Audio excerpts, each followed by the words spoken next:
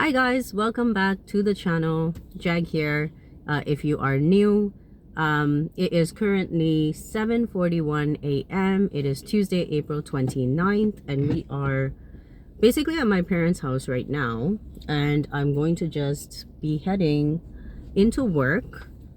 I think a little bit early. It feels like it's early, but I think we are okay in terms of the time. So classes actually will start at like 8:45, but you have to be there a bit early in terms of like the contract hours. I notice I take the exact same route as I'm going to work every day. I thought I'd have some time. I tried to get to my parents' place a little bit early. I showered and I washed my hair, and now we're basically heading to work. I think it's kind of good. It makes you feel like it really wakes you up in the morning if you basically take a full like shower. And I notice I always take the same route like when I'm going to work as well. But still, it's good. I think we're good on time. I have to get there a little bit early and just kind of put my lectures and stuff together. And I also have to print out the students' worksheets as well. So that's the reason I do tend to head into work quite early. So just like I mentioned, the other teacher, sometimes I feel like I'm getting to work earlier, but when I pull into the parking lot, I already see this teacher's car parked there, and I'm like, how early does he actually get to work? It's really funny to see that. So yesterday for economics, we were supposed to do our Shark Tank presentations. But of course, because we had that trip on Friday, we kind of lost, I think, a whole day of just like kind of like a work period, because it's a group project where students are going to like, they were coming up with their own like products and be kind of like creative and innovative, and they're supposed to come up with a prototype of their actual like product to present to the sharks. And myself and like all the other students and groups and stuff are supposed to be the sharks. And it's kind of cool because if you've ever watched the show, it was such a good show, I think, when it first came out, and now they have Shark Tank for all of these different countries as well, right? So it's very exciting. I like when students actually do presentations like that. It really gets them excited. Working in a group as well is a lot of fun, because I think you can just, and it's minimal amount of work, because each student doesn't have to do that much work. They just need to make sure they divide it up amongst like their class or their group mates. And yeah, I mean, it's not like a group mark. I always mark all the students like individually, but still you can get the group like projects done like really quickly. I think when I was in high school, it was just kind of like, you know, you had a group. Sometimes it was actually like a group mark, and I didn't want anything less than an A, so I usually ended up doing like a good portion or a good amount of work on the project, where other students were kind of like loafing around. The proper term is social loafing, when students are working in like a group, or people working in a group, but they put in like minimal effort because they know there are other people in the group that can pull their weight, which of course is not really too fair.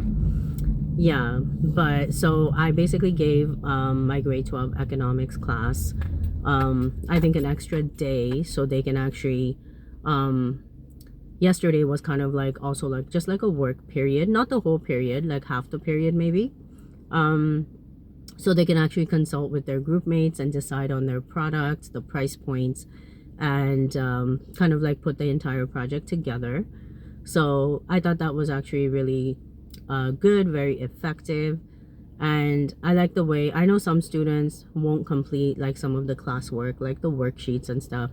I always try to push them to do that every class, because because if they're actually reading the textbook, they understand, I think, the concepts a little bit better. You're reading it once, you're writing it out again, and you don't have to study, I think, too hard when the test comes around. So they are supposed to have their economics unit 3 test on Wednesday, which is tomorrow. So of course today's class is supposed to be like, you know, like a review class as well. I usually just give like students like review questions, and the test questions come from the review questions. I think for economics in this unit, there's just a lot of like tables and stuff. They have to know how to, like, you know, calculate marginal products, the marginal cost and stuff like that. I don't expect them to memorize all the formulas, so I'll definitely give them the formulas, but I do expect them to be able to fill out those tables. So yeah, and I think we have to go through maybe a few examples, I think, together. This Friday is actually the parent-teacher conference, so not all parents actually come, because a lot of the students at Trillium School are international students. So a lot of like their parents are basically like back in, like, say, China. Some parents will, there's a time difference, so some parents will definitely still request a parent-teacher conference like online, so we do that still. But I think there are other students that are local, so their parents will come like in person. So I think one of the main complaints I have this semester, like I said, is students not completing like the classwork and not handing it in.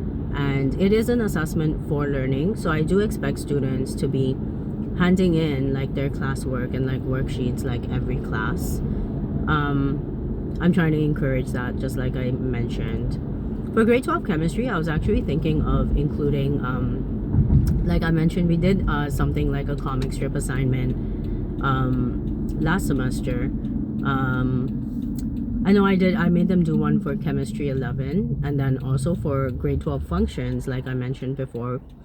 And I thought that would be a lot of fun, either a political cartoon or like a comic strip assignment for grade 12 chemistry, because right now they're actually doing we're on unit 3, which is on like matter, the different types of atomic like models, the Bohr-Rutherford model and Dalton's model. We went through all of them, which is supposed to be, I think, like a review from grade 11 chemistry.